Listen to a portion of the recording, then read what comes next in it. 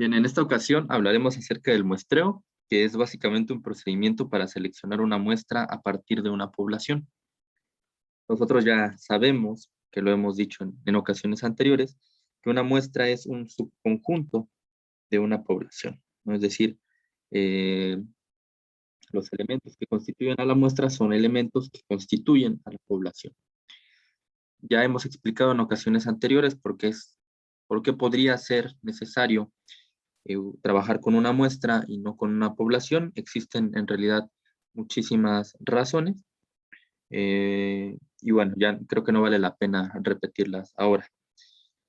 En particular, nosotros digamos que en esta perspectiva de estadística inferencial, vamos a procurar siempre que nuestra muestra sea una muestra representativa.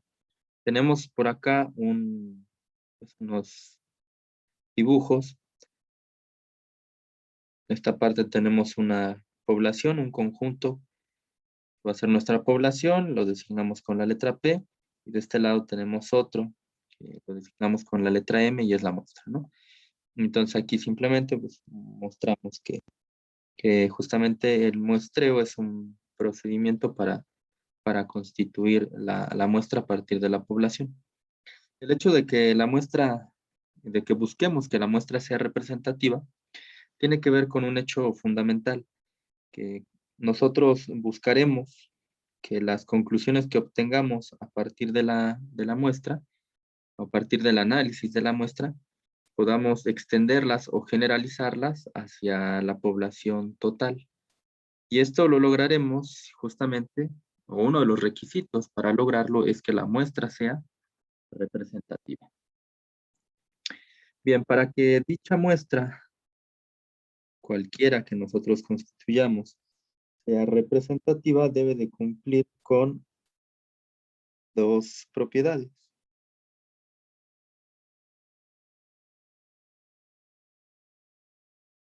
Estas dos propiedades las explicaremos un poco más en detalle en los siguientes minutos. Básicamente son que la muestra debe tener un tamaño mínimo y además debe ser seleccionada de manera aleatoria. Vamos a poner aquí entre paréntesis y en un momento más explicaremos qué significa esto. Debe ser seleccionada mediante un muestreo probabilístico. Entonces, son estas dos propiedades que debe de cumplir. ¿Qué significa esto de que debe de tener un tamaño mínimo?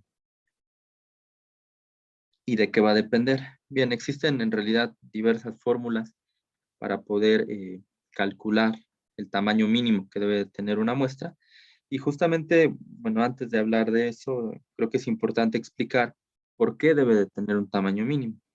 Si nosotros justamente pensamos en esta palabra representativa, bueno, resulta que en matemáticas es una palabra también relativamente común, es utilizada, por ejemplo, en el área de clases de equivalencia, en las cuales una clase puede tener un representante. Y esto es de mucha utilidad porque nosotros podemos trabajar con ese representante, hacer cosas con él, estudiarlo, checar sus propiedades y las propiedades, las conclusiones, los resultados que obtengamos con ese representante, podemos tener la certeza de que aplican también para la clase.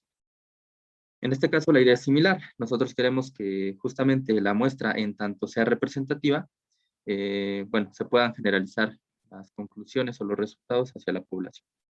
Recordemos que, bueno, y por esto es que la muestra debe tener un tamaño mínimo. La población es un conjunto y ese conjunto, bueno, tiene muchos elementos, puede tener la cantidad de elementos que sea, ¿no? Y el punto importante es que a pesar de que esos elementos, vamos a ponerlos por aquí,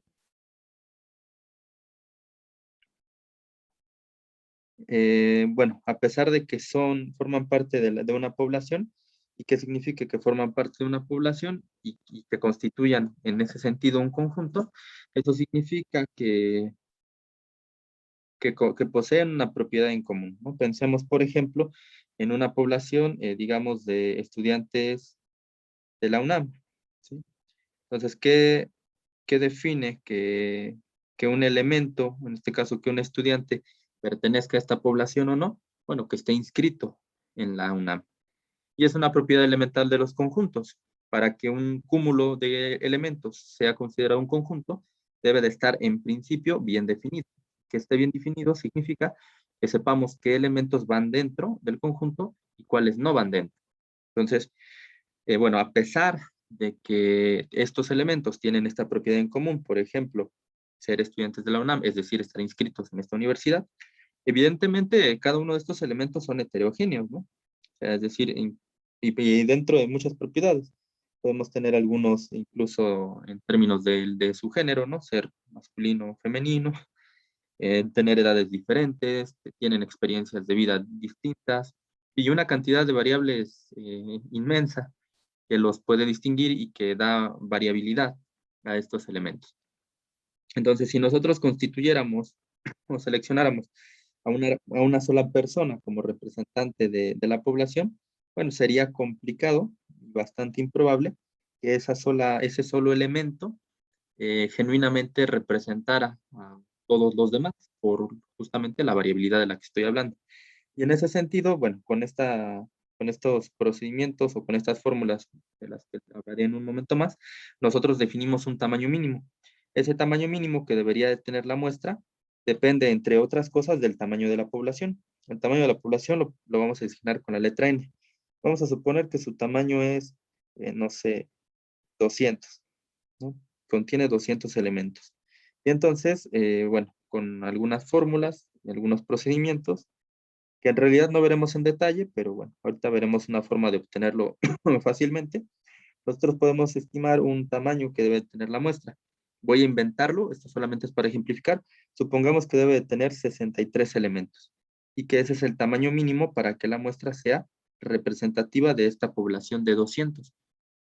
¿Por qué sería ese tamaño mínimo? Bueno, porque probabilísticamente esos 63 elementos podrían representar justamente o contener, digamos, las propiedades de los 200 elementos, ¿no? De toda la variabilidad de la que hablamos. Y eso es importante porque de esa manera, genuinamente, nuestra muestra está representando o siendo una imagen válida de la población. Bien, espero que la idea sea clara, no quiero explayarme mucho en el tema.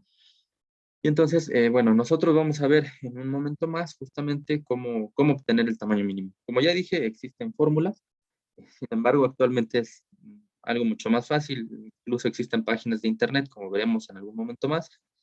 Evidentemente hay que corroborar que sean confiables, pero en un momento más les mostraré un par que son confiables y con las cuales podemos estimar este tamaño. Y asimismo explicaré un par de conceptos más que son necesarios para saber de qué manera determinar el tamaño mínimo. Por ahora vamos a pasar al siguiente punto que tiene que ver con la forma en la que es seleccionada la muestra, que en este caso, como dijimos, para que una muestra sea representativa, debe ser seleccionada de manera aleatoria. Entonces vamos a poner por aquí, para dar un contexto un poco más general, es que en realidad existen dos tipos de muestreo en general, el muestreo probabilístico y el no probabilístico. ¿En qué se distinguen? Bueno, es relativamente sencillo. Vamos a poner acá su definición. El muestreo probabilístico se conoce la probabilidad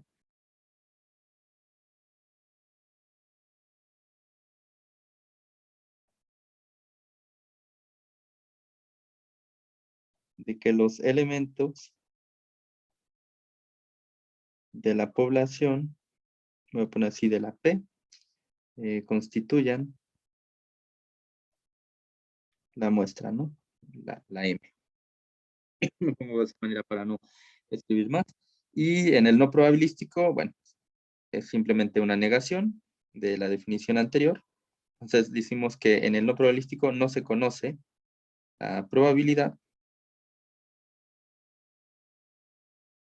etcétera. De lo mismo, no se conoce la probabilidad de que los elementos de la población constituyan la muestra.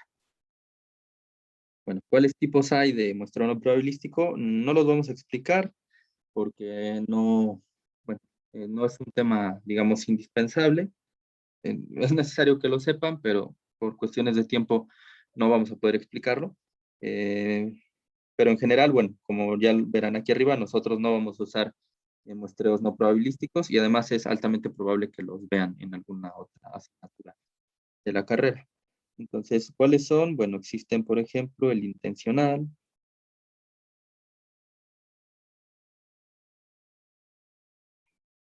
de cuotas, eh, alguno que le llaman bola de nieve, me parece, que se usa mucho en estudios de caso. Y en general, pues hay algunos más. En realidad son muchos, pero solamente quiero ejemplificarles aquí con algunos nombres. Les digo, lamentablemente no los vamos a detallar porque no son importantes para lo que veremos en la parte posterior de la asignatura. Y por ello nos vamos a enfocar en los probabilísticos. En el caso de los probabilísticos existe, digamos que uno de los más simples, pues es el muestreo aleatorio simple. Hay algunos otros como el aleatorio sistemático. En realidad hay muchos también, pero les voy a poner aquí, digamos, 4 que son como bastante comunes. El aleatorio estratificado y también está el aleatorio por conglomerados.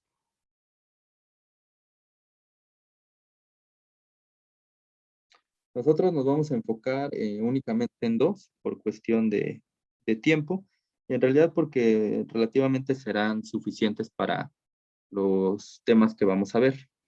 En un curso normal seguramente hubiéramos visto al menos estos 4, pero por ahora serán solo esos dos.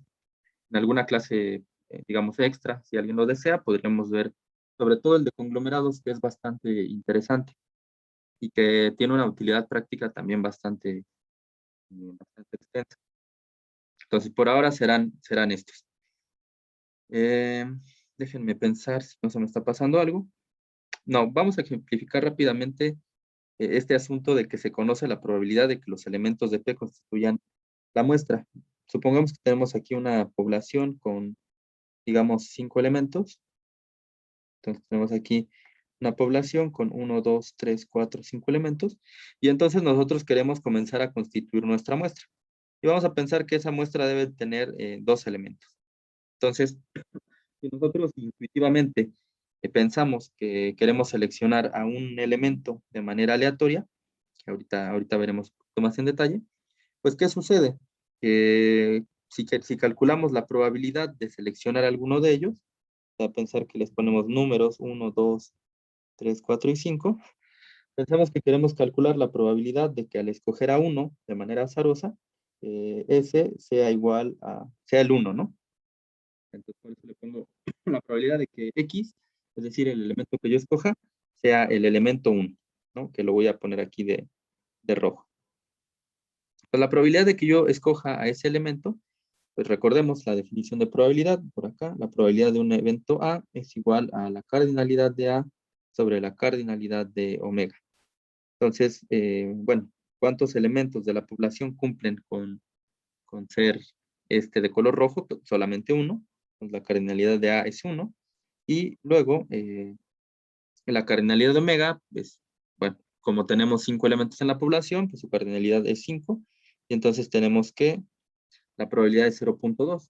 De esta manera, si ustedes se dan cuenta, nosotros podemos determinar con precisión cuál es la probabilidad. Es decir, resalto acá, se conoce la probabilidad de que los elementos de P constituyan la muestra.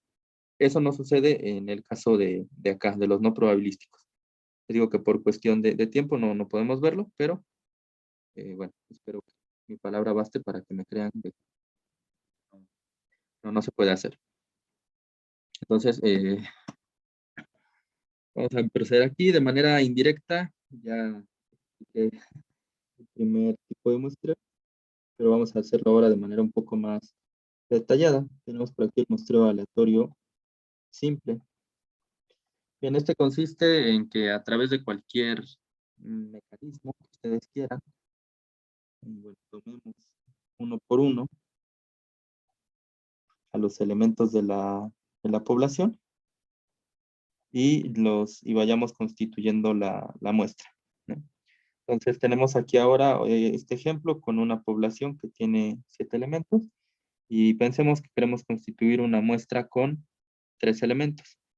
No sé si lo dije hace rato, pero bueno, al número de elementos de la población lo designamos con la letra N mayúscula y al número de elementos de la muestra con la letra N minúscula. Entonces, en el muestreo aleatorio simple, no importa qué procedimiento, vamos a pensar que utilizan, pueden poner papelitos, no sé, el elemento 1, el 2, el 3, el 4, el 5, el 6 y el 7. Entonces, el mecanismo es indiferente. Podría suceder que hagan papelitos, los metan donde quieran, en una cajita, los agiten y entonces vayan seleccionando de uno por uno, ¿no?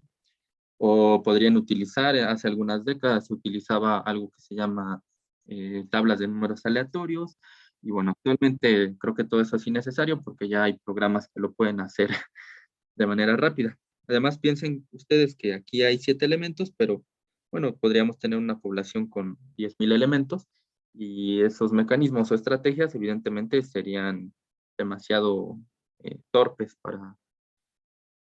o poco eficientes, mejor dicho, para resolver una tarea de esta magnitud.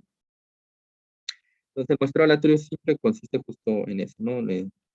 Digamos que para la computadora lo hace evidentemente en una fracción de segundo, pero si viéramos el proceso desglosado, ¿qué es lo que hace? Pues simplemente de estos 7 elementos me va a seleccionar a uno. Entonces, pensemos que de manera aleatoria selecciona uno y ese número ese elemento es el elemento 3, ¿no? Entonces, ya forma parte de mi muestra el elemento 3. Después, una vez que ya está el 3, bueno, vuelve a aleatorizar y selecciona un nuevo elemento. No sé, por ejemplo, el 1. Y finalmente, pues volvemos a seleccionar al azar y seleccionamos otro, ¿no? Digamos, por ejemplo, el 7. Y entonces de esa manera constituimos la muestra. En este punto también es importante, y antes de que se me pase, señalar que hay dos tipos de muestreo probabilístico. No solo del aleatorio simple, sino de cualquiera. Se puede hacer un muestreo. Vamos a poner por acá.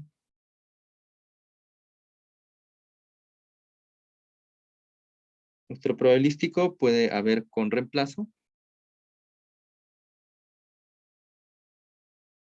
y también sin reemplazo. El que yo estoy realizando ahorita en este ejemplo es un muestreo aleatorio simple sin reemplazo. ¿Qué significa eso? Bien, significa lo siguiente. Vamos a volver a ejemplificar esto. Si yo selecciono mi primer elemento, ahí está, es por ejemplo el 4, ¿no? Entonces, como estoy haciendo un muestreo, en este caso sin reemplazo, este de aquí, lo que va a suceder ahí es que como ya como es un muestreo sin reemplazo, como ya saqué yo al elemento 4 de la población hacia la muestra, pues ya no lo considero para el siguiente caso. Es decir, al momento de seleccionar al segundo elemento, en la población ya no existe el número 4. ¿Por qué? Porque yo ya lo retiré y ya lo metí a la muestra. De esa manera, bueno, si yo selecciono aquí un segundo elemento, es imposible que me vuelva a salir el número 4. Forzosamente me tiene que salir alguno diferente al 4, ¿no? Digamos, por ejemplo, el 3, ¿sí? Y como es sin reemplazo, pues nuevamente sucede lo mismo. Quito de aquí el número 3 y para el siguiente, cuando yo escoja el siguiente elemento, ya no puedo escoger ni al 4 ni al 3, ¿no? ¿Por qué? Porque ya los tomé y no los estoy reemplazando. Entonces pensemos que ahora obtengo el 1 y pues listo, ya está, ¿no? Entonces, esto sería, digamos, un ejemplo de un muestreo sin reemplazo, vamos a poner por aquí, sin reemplazo. Y podríamos tener uno con reemplazo.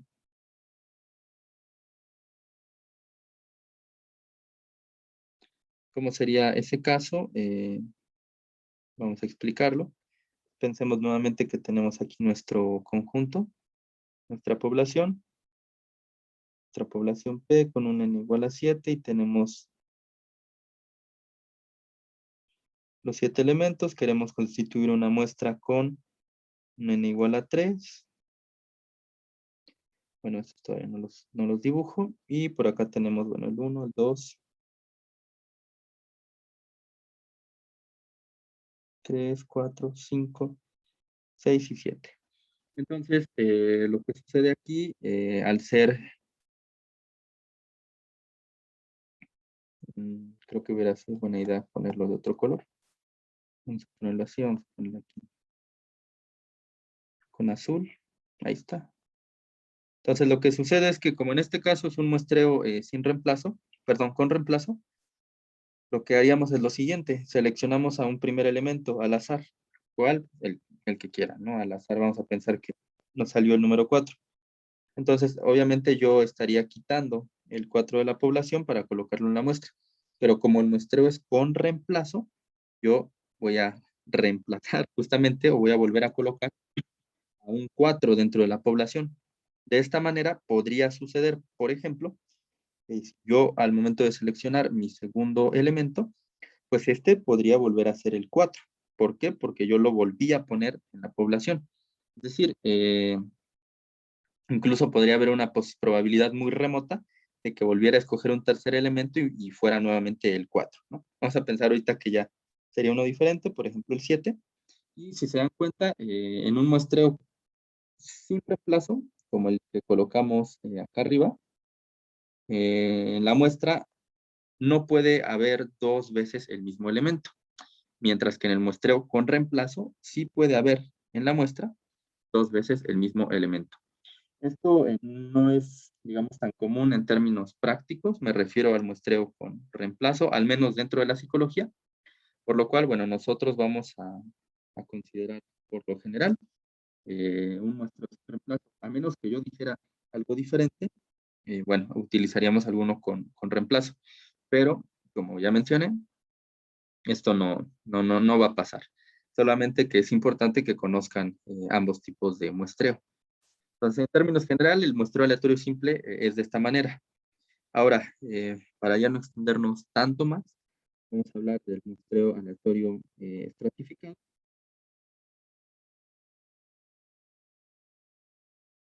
Vamos a poner por acá, muestreo aleatorio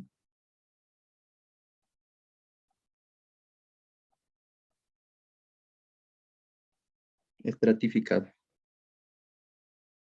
Entonces, este es un poco más, digamos, complejo que el anterior, pero en realidad no tiene tanta ciencia. Resulta que en algunas ocasiones mi población,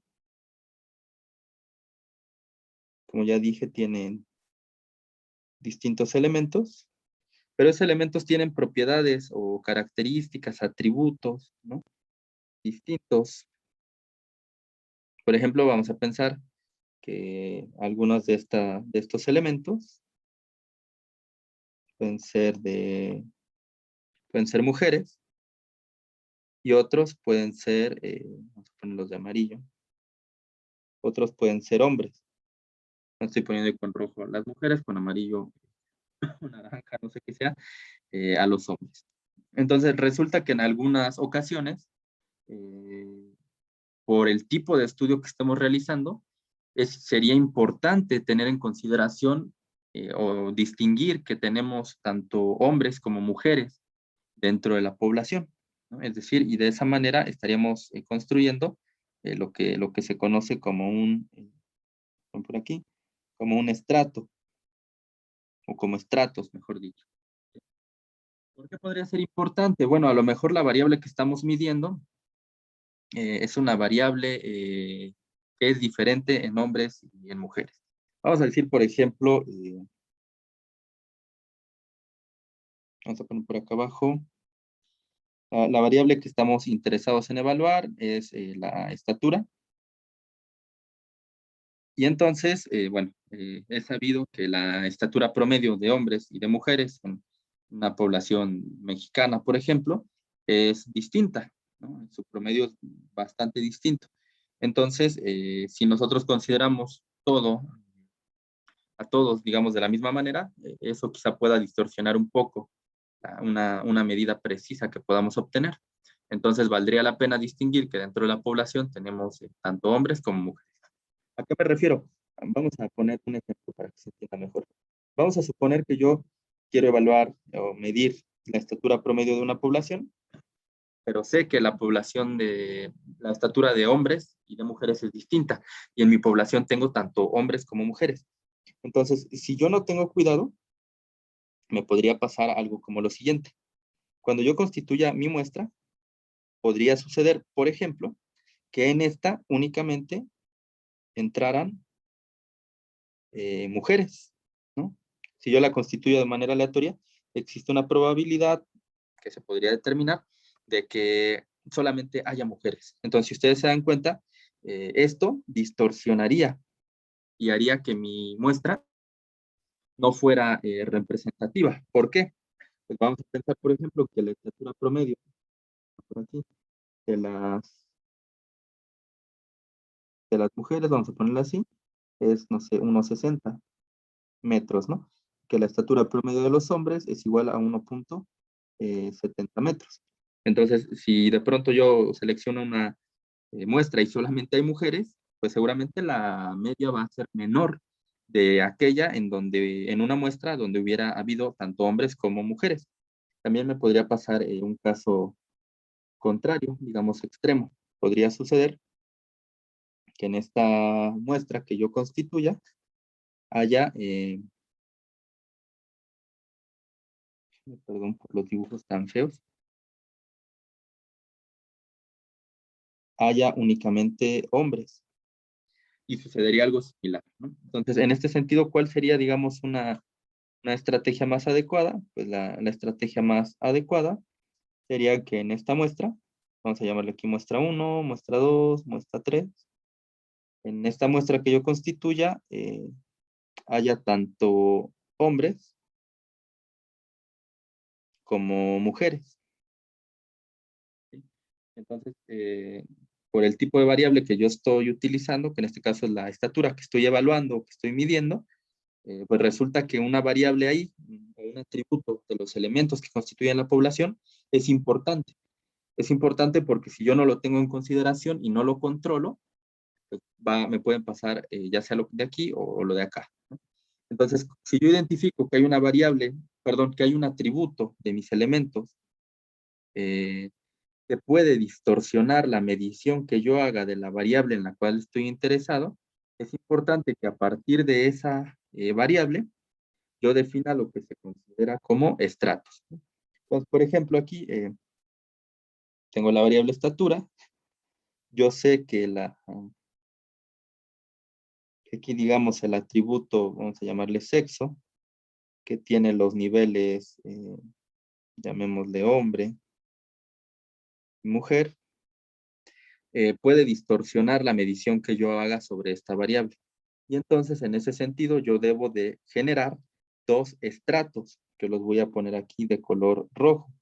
Y esos estratos, pues, se corresponden justamente con los dos niveles de este atributo que creo que pueden distorsionar. Entonces, tendré que seleccionar un estrato de hombres y un estrato de mujeres. ¿Vale? Sería lo que estoy haciendo por acá. Digamos, eso es entonces la importancia que podría tener hacer uso de estos estratos. Ahora, otra cosa que es importante de definir es la siguiente. El muestreo aleatorio estratificado se puede dar de dos maneras. Se puede hacer de manera proporcional y no proporcional.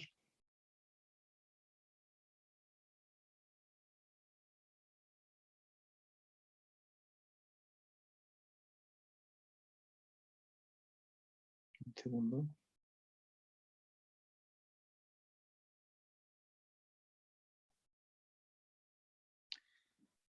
Entonces, si se dan cuenta ustedes, antes de pasar con este tema de proporcional y no proporcional, el hecho de identificar los estratos implica que yo, al momento de constituir mi muestra, tengo que hacer que todos los estratos que yo defina, como en este caso, digamos, el de hombres y el de mujeres, tienen que estar representados en la muestra. Es decir, en este ejemplo concreto, como considero que el sexo es importante para la variable que estoy midiendo, me tengo que asegurar que en la muestra haya tanto hombres como mujeres. Entonces, esa es la idea. Ahora, ¿qué puede suceder? Bueno, que lo hagamos de manera proporcional o no proporcional.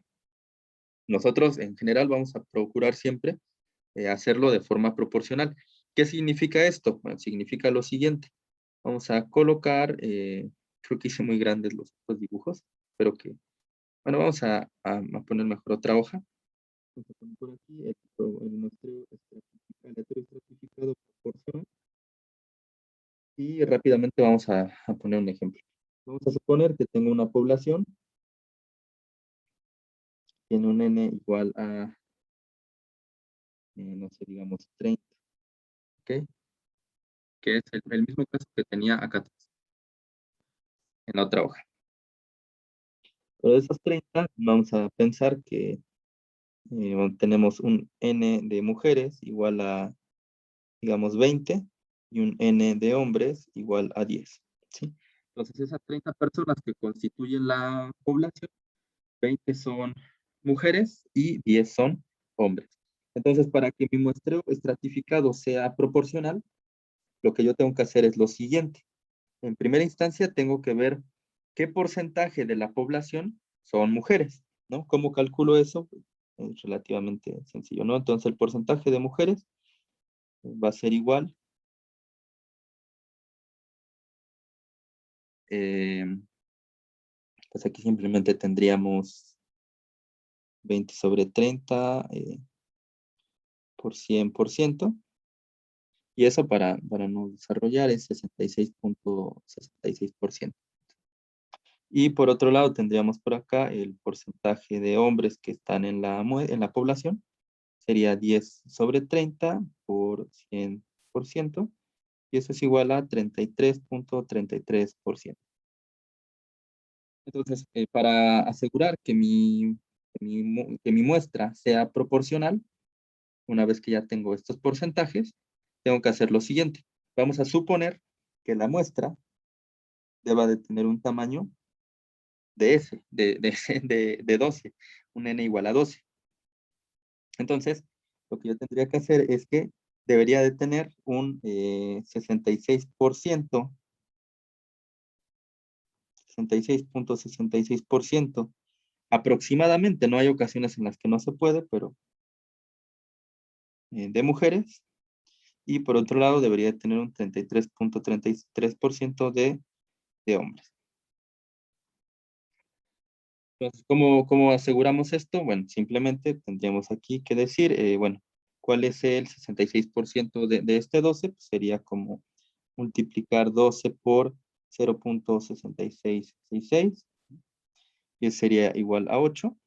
Y de este lado tendríamos lo mismo, ¿no? Multiplicamos 12 por 0.3333 y es igual a 4. ¿Vale? De esta manera, en este ejemplo, perdón, yo lo hice de manera tramposa, puse el 12 a propósito para que quedara exacto, pero vamos a pensar, no sé, que fuera otro valor como el 13, pues ahí simplemente tendría que redondear, ¿no? Y ahora vamos a hacerlo rápido.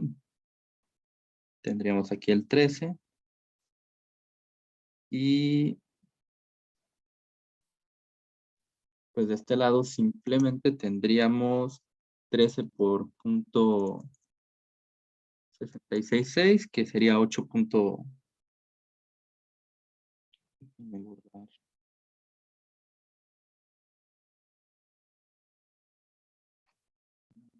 Segundo, ahí está. En lugar de ser 12, aquí sería 13. 13. Y pues en este caso tendríamos 8.6658, que eso sería más o menos 9.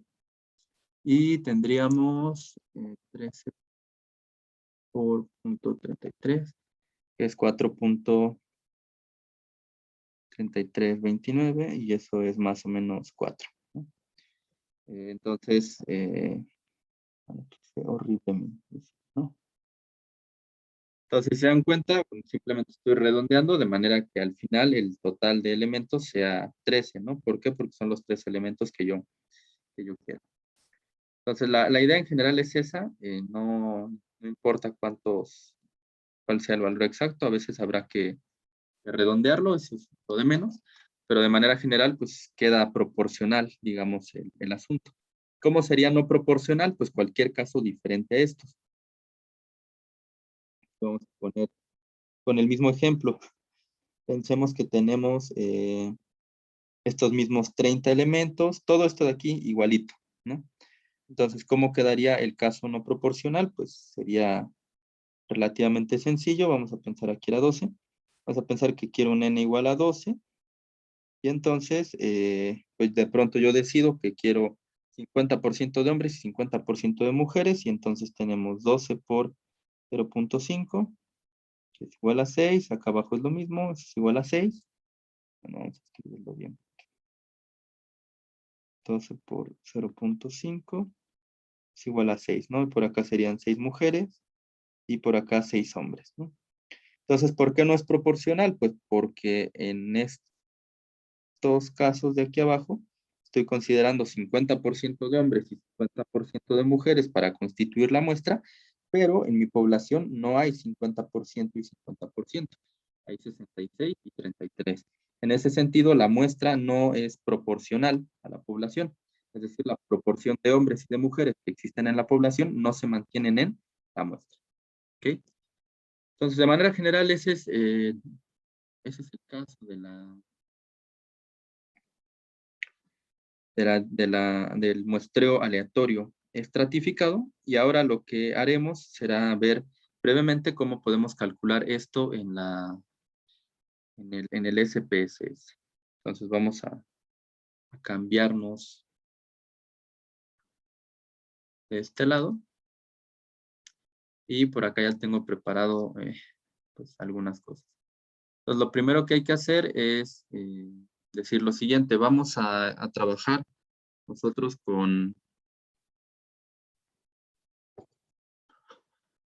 vamos a usar una base de datos. Lo primero que haremos es abrir nuestro SPSS.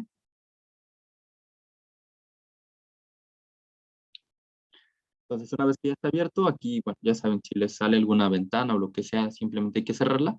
Yo les voy a dejar una base de datos para su tarea y algunas instrucciones. Entonces, pero el ejercicio va a ser análogo al que vamos a hacer a continuación. Y aquí simplemente, bueno, yo les voy a dar una base de datos en Excel. Ya en algún momento les había enseñado cómo definir variables en Excel y demás. Perdón, en SPSS. En este caso, bueno, vamos a hacerlo un poquito más rápido. Les voy a mostrar una manera diferente. Si ustedes observan aquí este archivo de Excel que ya tengo, que se llama base 1, lo que hice básicamente fue, bueno, generar como una mini base de datos en la cual tenemos algunas variables. ¿Cuáles son las variables? Bueno, le colocamos un número a los distintos participantes o supuestos participantes de este estudio y algunas otras variables concernientes a atributos de estas personas. La primera de ellas es el género, tanto si es masculino o femenino. La siguiente es el semestre que cursan. Vamos a pensar que son estudiantes universitarios que pueden ir en primero, tercero, quinto o séptimo semestre, ¿no? Entonces esta variable de aquí tiene 4 niveles. Después tenemos la variable turno, que solo tiene 2 niveles, matutino o vespertino. Y finalmente la variable carrera. Vamos a pensar que son alumnos de la Facultad de Ciencias. Y no puse todas las carreras, pero puse 5, si recuerdo bien. Matemáticas, actuaría, matemáticas aplicadas, ciencias de la computación y física. Entonces, esta variable de aquí tiene 5 niveles. Desde aquí ya podrían ustedes decir el nivel de medición de la variable, de cada una de ellas, espero. Y si se dan cuenta, tenemos por acá, bueno, son 933 participantes. Entonces, lo que vamos a hacer es que cuando uno tiene una base de datos de este tipo en Excel, puede hacer lo siguiente. Yo ya tengo aquí el archivo guardado en el escritorio. Entonces voy a ir al SPSS. En la parte superior izquierda, aquí donde dice archivo, daré clic donde dice abrir. Y clic en esta parte que dice datos. Entonces aquí, bueno, voy a seleccionar yo el escritorio, que es este, porque ahí está mi archivo. Y aquí donde dice archivos de tipo, voy a cambiar el formato y voy a poner Excel.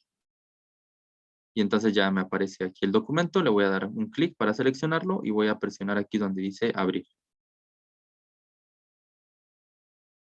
Entonces, una vez hecho eso, lo que me va a preguntar aquí es, me dice apertura de origen de datos de Excel y me dice leer nombre de variables de la primera fila de datos y me da otras opciones. Todo lo voy a dejar igual, nada más aquí, esta pestañita también la voy a dejar así. Solo les quiero explicar qué hace. Si ustedes recuerdan, voy a volver a abrir aquí el Excel. En la primera fila, yo estoy colocando los nombres de las variables, pero podría no haberlos colocado. Por ejemplo, podría haber hecho la base de datos empezara aquí sin las variables. Entonces, lo que me está preguntando aquí el SPSS básicamente es eso. Dice que si quiero leer el nombre de variables de la primera fila de datos. Como yo coloqué el nombre de las variables en la primera fila, voy a dejar palomeada la casilla, porque sí quiero que los lea. Y entonces le doy clic en aceptar. Entonces se me abre una nueva ventana acá. Esta no la cierren, porque la van a tener que subir en su tarea. Y es básicamente, pues esta que ya saben, aquí se van mostrando los procesos y algunos resultados que va haciendo el programa. Entonces, y ahora aquí, si se dan cuenta, bueno, ya lo que hizo el programa fue colocarme las distintas, todos los datos y adicionalmente, si ustedes lo notan, aquí arriba me aparecen los nombres de las variables, justamente, que es lo que me estaba preguntando en la última ventana. Entonces, antes de continuar, lo que vamos a hacer es, vamos a ir aquí a vista de variables y nos vamos a asegurar de que todo esté en orden, ¿no? Aquí en participante, bueno, yo no quiero que tenga números decimales, entonces le voy a quitar aquí el decimal. Si regreso aquí a la vista de datos, pues veremos que ya no los tiene. Luego, bueno, la variable participante, todo lo demás lo voy a dejar igual. Aquí ya saben que le podemos poner una etiqueta, ¿no? Podría decir lo mismo, participante. El nombre de la variable en realidad, como ustedes recuerdan, pues sería bueno que esté en minúsculas, ¿no? Sin acentos, para recordarlo. Entonces lo podemos, ahí se me pasó ponerlo así en el Excel, pero los cambiamos, ¿no? No hay problema. Por acá está carrera. Y listo. Entonces acá en la etiqueta ahora sí podría ponerlo bien, ¿no? Con acentos, todo más bonito. También ya lo habíamos explicado en algún momento. Semestre. Semestre, turno y carrera. ¿Ok? Y ahora, bueno, la variable participante es una variable de escala. Recuerden que la medida aquí de escala del SPSS es el equivalente a una variable numérica, lo que nosotros hemos denominado como variable numérica. Entonces lo voy a dejar así. Se dan cuenta aquí, pues son precisamente números. Y la variable género es nominal, ¿no? Todo lo demás está en orden, me parece. El semestre, bueno, podríamos considerarlo como una variable ordinal, entonces la voy a cambiar. El turno sería nominal y la carrera también sería nominal, ¿no? No hay orden entre las categorías que designan o que constituyen cada una de estas variables y en ese sentido son de nivel de medición nominal. Entonces ya tenemos ahora sí nuestra base de datos lista, tenemos por acá ya en orden las variables. Y lo siguiente que hay que hacer, bueno, pues es simplemente mostrar cómo hacemos el proceso de la selección de la muestra. Para ello, como ya dijimos, lo primero que necesitamos es saber el tamaño de la muestra. Y por eso les voy a colocar estas dos páginas para que puedan estimarlo en su tarea. Esta página, por ejemplo, me gusta que tiene aquí esta como explicación, ¿no? Y pues digamos no es formal ni riguroso, ni tan rigurosa, pero me parece que está bastante bien y muy comprensible. Y básicamente explica los tres, digamos, datos que me va a pedir. El primero es el tamaño de la población, ese es muy sencillo, ¿no? En nuestro caso es de 933 personas. Y vamos a leer rápidamente. Dice, tamaño de la población. La cantidad total de personas en el grupo que deseas estudiar. Si estás tomando una muestra aleatoria de personas en Estados Unidos, entonces el tamaño de tu población será aproximadamente de 317 millones.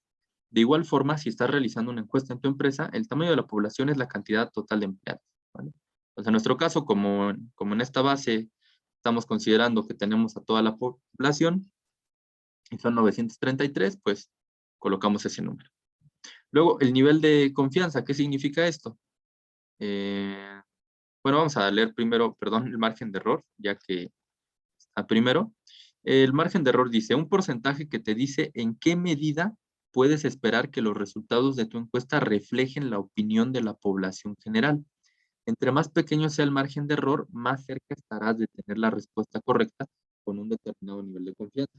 Entonces, básicamente es como, ¿quieres que tu muestra refleje verdaderamente lo que, digamos, o las conclusiones que obtengas con tu muestra reflejen verdaderamente las conclusiones que podrías obtener al estudiar toda la población?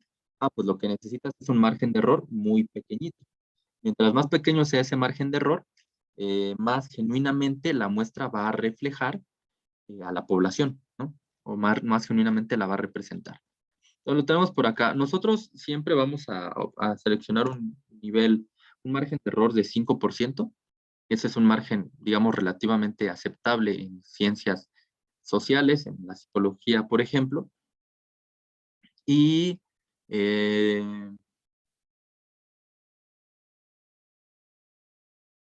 y entonces lo que quiero que noten aquí es lo siguiente. Si yo hago más grande el margen de error, por ejemplo, 10%, si ustedes lo notan, el tamaño de la muestra se hace más chiquito. Y mientras más pequeñito haga yo el margen de error, por ejemplo, aquí 9, el tamaño de la muestra va creciendo. Aquí con 8% es de 130, con 7 es 163, por acá con 5 era de 273, con 4, 3% de margen de error, 2% y 1%. Si se dan cuenta, mientras menos margen de error quiera tener, necesito hacer la muestra cada vez más grande. Si yo pongo algo así como 0.1%, se dan cuenta ustedes, el tamaño de la muestra se iguala con el tamaño de la población, ¿no? Entonces, lo que me dicen aquí es, tu muestra tendría que estar constituida por todos los elementos de la población para que tengas un margen de error tan pequeño, ¿no? Es decir, para que tengas una precisión prácticamente absoluta de que lo que obtengas con la muestra es lo que obtendrías con la población, ¿no? Y tiene sentido. Si quieres estar absolutamente seguro de que lo que obtengas con la muestra es lo que podrías obtener con la población, pues estudia la población, ¿no? Estudia una muestra que curiosamente sea la población, ¿vale? Bueno, entonces nosotros vamos a dejar aquí 5% y vamos a leer ahora qué es esto de nivel de confianza. El nivel de confianza dice un porcentaje que revela cuánta confianza, valga la redundancia, ¿no? Puedes tener en que tu población seleccione una respuesta dentro de un rango determinado. Por ejemplo, un nivel de confianza del 95% significa que puedes tener una seguridad del 95% de que los resultados oscilarán entre los números X y Y. X e Y, ¿no? Eh, bueno, este está un poquito más complicado de explicar. De hecho, necesitamos saber un poquito el tema siguiente que tenemos que ver, pero en general, básicamente significa que si quieres que los estadísticos que tú obtengas con tu muestra se encuentren, digamos, cerca de los parámetros de la población, bueno, pues necesitas un nivel de confianza alto, ¿no? Que es similar a lo del margen de error. O sea, si quieres que se vaya pareciendo tus estadísticos de la muestra a los de la población, pues con un nivel de confianza alto y listo. Y en este caso no nos da tantas opciones, solamente nos da estas que observan aquí. Si yo le pongo 99, ¿qué creen que va a pasar? Estaría excelente que pensaran qué va a pasar. Vas a darle clic. Ah, pues efectivamente, ¿no? Sucede algo análogo que con el margen de error. Si yo incremento el nivel de confianza, el tamaño de la muestra incrementa. Digamos, es el contrario al margen, ¿no? Si yo reduzco el margen, el tamaño de la muestra incrementa. Si incremento el nivel de confianza, también el tamaño de la muestra incrementa. Miren, vamos a bajarlo a 95. Se hace más pequeña la muestra, vamos a bajarlo a 90, un poco más pequeña, 85, 80 y listo, ¿no? Como pueden ver. Entonces vamos a dejarlo nosotros en 95. Siempre vamos a usar un nivel de confianza de 95 y un margen de error de 5%. Y entonces nos dicen aquí que el tamaño de la muestra debería de ser de 273 elementos. Entonces, una vez que ya sabemos eso, vamos a corroborarlo por acá con la otra página. Se dan cuenta, nos pide lo mismo, nivel de confianza de 95, margen de error del 5%, población de 933, y le damos clic en calcular la muestra, y nos da exactamente el mismo valor, ¿no? Si tienen interés de saber cómo se calcula el tamaño de la muestra, por acá nos ponen la fórmula que utiliza este programa. De hecho, por acá nos da las puntuaciones Z asociadas a los niveles de confianza deseados, que les digo, tiene que ver un poquito con ciertos intervalos y cómo fluctúan las puntuaciones dentro de esos intervalos, si son muy grandes, si son, digamos, pequeños, etcétera. Pero bueno, no me quiero detener mucho en esa parte. Y regresamos al SPSS. Entonces tenemos por acá, ya sabemos cuál debe de ser el tamaño mínimo de la población. Recuerden que aquí, perdón, voy a regresar de nuevo, este es el tamaño mínimo, ¿no?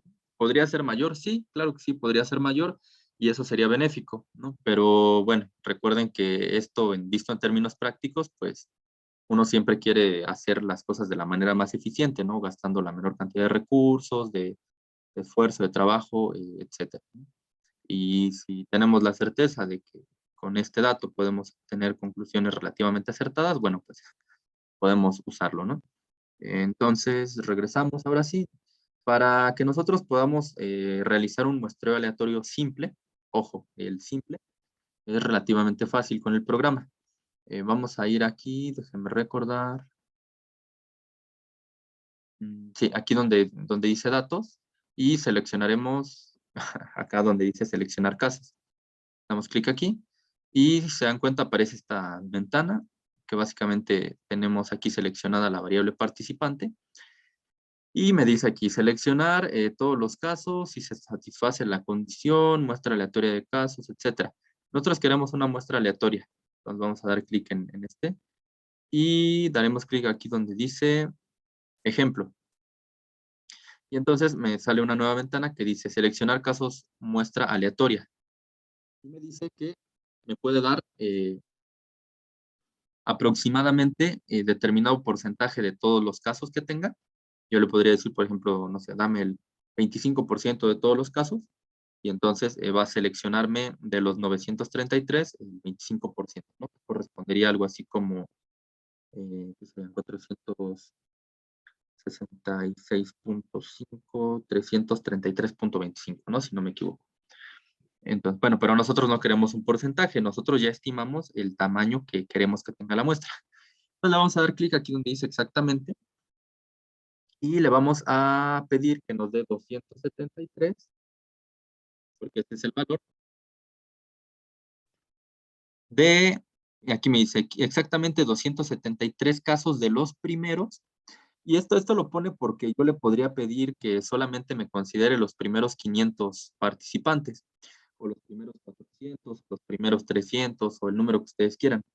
En este caso, como yo quiero que lo seleccione de toda la muestra, pues le voy a decir que me lo seleccione de los primeros 933 casos, ¿no? O sea, de todos, básicamente. Le voy a poner aquí exactamente 273 casos de los primeros 933. Le doy clic aquí en continuar y como quiero que me abra un nuevo archivo donde me ponga la muestra, le voy a dar clic donde dice copiar casos seleccionados a un nuevo conjunto de datos. Y aquí pues le ponen el nombre que ustedes quieran. Yo le voy a poner, por ejemplo, muestra aleatoria. Lo voy a poner así junto. Y voy a dar clic aquí en aceptar. ¿Vale? Entonces, si vieron, aquí me sale el proceso de ejecución en la página.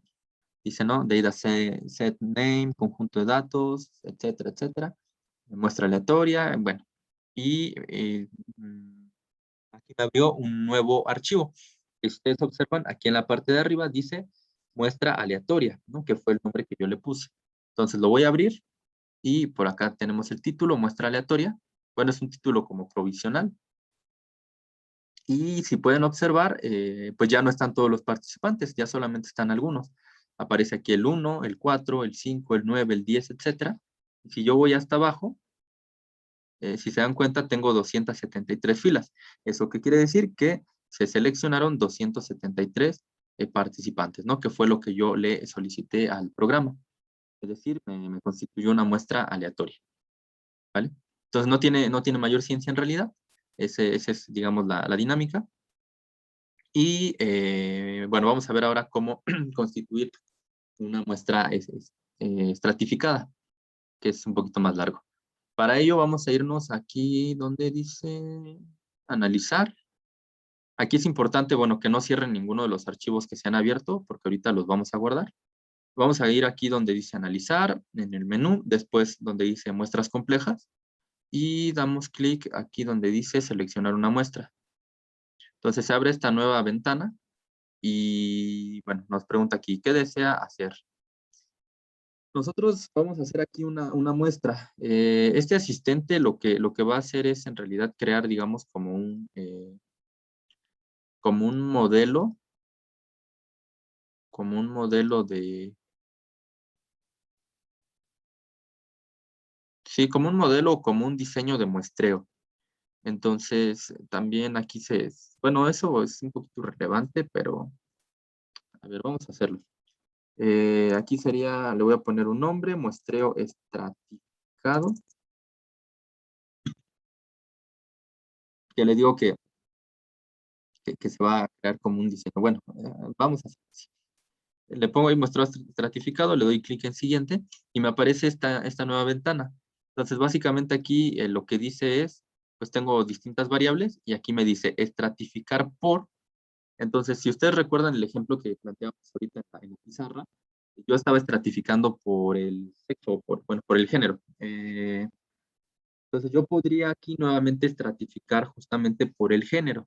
¿Sí? Es decir, podría seleccionar esta variable, que sería el género, y darle aquí donde dice estratificar por, ¿no? Antes de eso, bueno, vamos a seguir y ahorita les comento que vamos a tener que regresarnos a hacer otro paso. Entonces, básicamente aquí, si yo quiero estratificar por el género, pues meto la variable género, ¿no? ¿Cómo lo hago? La selecciono, doy clic en esta flecha y listo, ¿no? Ya queda aquí dentro. Si se dan cuenta, por acá también tengo la opción de conglomerados, ¿no? Que no la vi, pero pues también está interesante. Me gustaría, si alguien tiene interés, pues se lo puedo enseñar sin problema. Le damos clic aquí en siguiente y lo que ahora nos dice es algo así como, bueno, dime el tipo de muestreo que quieres, ¿no? En este caso sería el muestreo, pues aquí hay varios, como les dije. Miren, por este ejemplo está el sistemático simple, secuencial simple, probabilidad proporcional al tamaño y otros más. Nosotros vamos a ponerle un aleatorio simple. ¿Por qué? Porque, bueno, si se dan cuenta, el muestreo estratificado es en realidad pues una especie de muestreo aleatorio, simplemente que yo divido por estratos, ¿no? Y le voy a colocar aquí sin reposición. Aquí el SPSS le llama sin reposición a lo que nosotros llamamos hace un rato como sin reemplazo. Entonces lo podría poner con reemplazo o sin reemplazo. Lo vamos a poner sin reemplazo, como ya les había dicho. Y damos clic nuevamente aquí donde dice siguiente. Que no sé por qué está oculto. Y Eh, bueno, pues ¿qué sucede aquí? Que yo le puedo pedir que me dé proporciones, ¿vale? Por ejemplo, le podría decir que poner aquí una proporción. Si recuerdo bien, las proporciones se meten con números del 0 al 1. Por ejemplo, le podría poner un punto 5. Y aquí dice, el valor del tamaño se aplica a cada estrato. Entonces me pondría 50% de género y 50% de otro. O le podría poner recuentos. Y también, si recuerdo bien, eso es decir que, por ejemplo, 30 que sería un valor exacto para de cuántos quiero para cada estrato, ¿no? Entonces me pondría 30 de género masculino y 30 de género femenino. Pero bueno, yo no quiero eso porque quiero definir valores desiguales para los estratos. ¿Por qué quiero eso? Voy a cerrar tantito esto. Voy a regresar un poco. Si nosotros vamos nuevamente a la base, yo podría solicitarle al programa un análisis de los estadísticos descriptivos de estos datos que tengo. Una manera más rápida, porque a mí solamente me interesa ahorita de la variable género, es si yo doy clic aquí en esta columna donde dice género, doy clic, se selecciona toda la variable, todos los elementos de la variable, y doy clic derecho, me aparece aquí algunas opciones, me aparecen unas opciones, y una de ellas dice estadísticas de descriptivos. Entonces le voy a dar clic aquí, y se dan cuenta, me pasa a la ventana, esto que se llama como visor, y me aparecen algunos estadísticos. En primera instancia me dice cuántos datos hay. Hay 933 datos. Y en esta segunda tabla los divide por género, ¿no? Aquí es la etiqueta que yo le puse, género. Entonces, como yo definí dos niveles, femenino y masculino, si ustedes lo notan aquí, son desiguales. El 48.7% son de género femenino y el 51.3% son género masculino. Entonces, por ejemplo, vamos a abrir rápido la calculadora. Si yo quisiera que mi muestra, que va a tener 273 personas, fuera proporcional a la población, pues yo tendría que multiplicar esto, por ejemplo, para las mujeres, por 48.7%, ¿no? ¿Por qué? Porque el 48.7% de los elementos de la población son de género femenino. Entonces, para la muestra hago lo mismo, ¿no? De estos 273, yo quiero que el 48.7 sean de género femenino, lo multiplico por 48.7%, ¿no? Que es lo mismo que multiplicarlo por 0.487, y esto es igual a 132.95. Nosotros lo vamos a redondear y lo vamos a dejar en 133, ¿vale?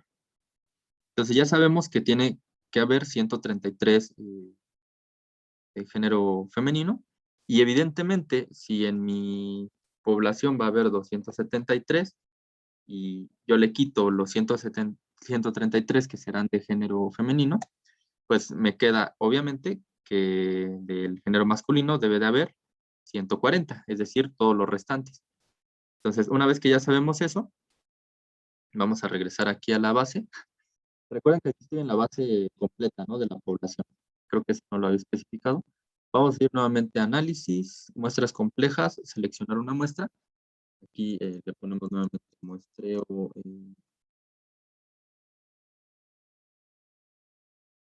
estratificado. Damos clic en siguiente. Y aquí queremos estratificar por género. Le doy clic en siguiente. En muestreo aleatorio simple, sin reposición. Siguiente. Y le doy clic aquí, valores desiguales para los estratos. Voy a dar clic donde dice definir. Y aquí me pregunta, ¿no? Dime los estratos, dime las especificaciones de tamaño. Entonces le voy a poner aquí femenino, que habíamos dicho que debía haber 133. Y le voy a dar aquí en masculino. Aquí lo único que... Sí, vamos a escribir las palabras igualitas a como las tenemos aquí, ¿no? Si aquí es masculino con mayúscula, vamos a ponerlo igual, para que no haya problema. Y eran 140, ¿no? Si recuerdo bien, sí. Y listo. Entonces colocamos en esta tablita los estratos y los respectivos valores que queremos. Le damos clic en continuar y le damos clic en siguiente. No vamos a seleccionar nada de esta parte. Damos clic en siguiente. Aquí nos da un resumen de lo que le estamos pidiendo, ¿no? Nos dice los estratos y algunas otras cosas. Damos clic en siguiente. Lo dejamos aquí, no deseo añadir otra etapa. Después aquí dejamos esto igual como está. Aquí deseo extraer una muestra así. Siguiente. Y le vamos a pedir un nuevo conjunto de datos. A ese nuevo conjunto de datos le vamos a llamar muestra estratificada, ¿vale? Y le vamos a dar el siguiente nuevamente y aquí en finalizar. Y vamos a dejar, ya está.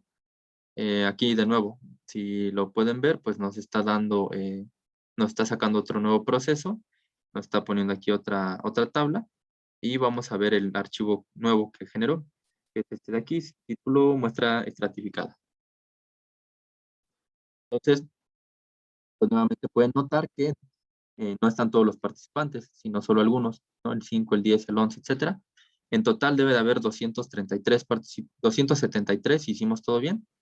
Parece que hasta aquí vamos bien. Y recuerden, pues aquí, ¿no? Son 273 filas. Y bueno, estas columnas de aquí las pueden ignorar, de hecho las pueden eliminar si quieren. Les podemos seleccionarlas desde aquí arriba.